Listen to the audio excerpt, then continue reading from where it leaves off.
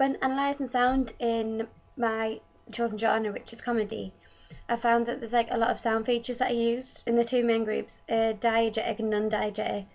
Basically, diegetics when the characters, like when they're acting out, they're able to hear the sounds. That's mainly things like dialogue.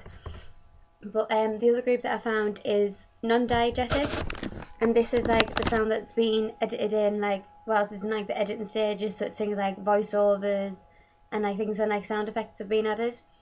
The two trailers that I've analysed are quite similar.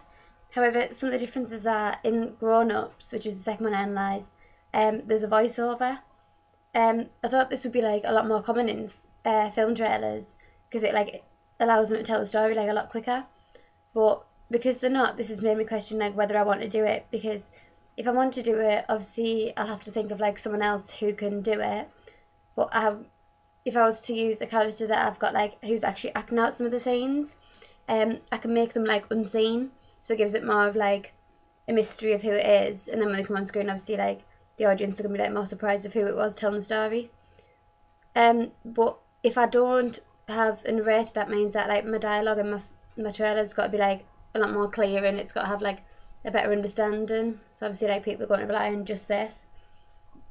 The one thing that like both of the films have, and like a lot of other trailers have, is like a soundtrack, and this allows us to think of what the like the mood of the trailer is going to be. Because obviously if it's like more upbeat and that, it signifies that there's going to be like some action that's going to go on. Because obviously you wouldn't have like a really fast soundtrack if you were going to have something like a funeral or something taking place, because it just wouldn't like fit in with the story. Obviously dialogue's like the main like form of sound that's going to be used, but without dialogue you haven't got a film trailer, because there'd be no point in them just acting something out, because we wouldn't be able to like to understand what was going on. So this would make like the genre like a lot less clear, because dialogue is something that like we all understand, so this is the way that we're going to understand it.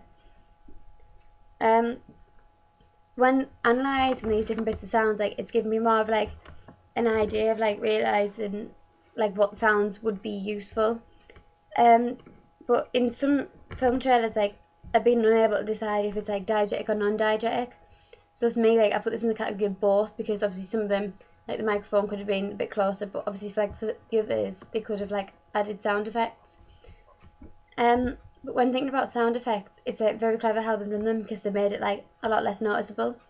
So I think that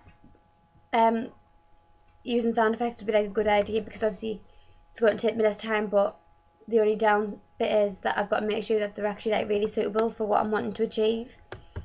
But as long as I find like a good website that's going to have like what I want, I need to make sure that it's up to like the standards and that I'm going to need it. I think that choosing the sound for my film trailer is going to be like really difficult, because I need something that's going to like to show the mood of my trailer, but I obviously need something that's going to be like quite obvious of what my genre is, because obviously if I'm doing a comedy trailer, then it's going to be quite difficult for me to do it. So I think that the sound that I use is going to help me massively, so I need to really think of this carefully.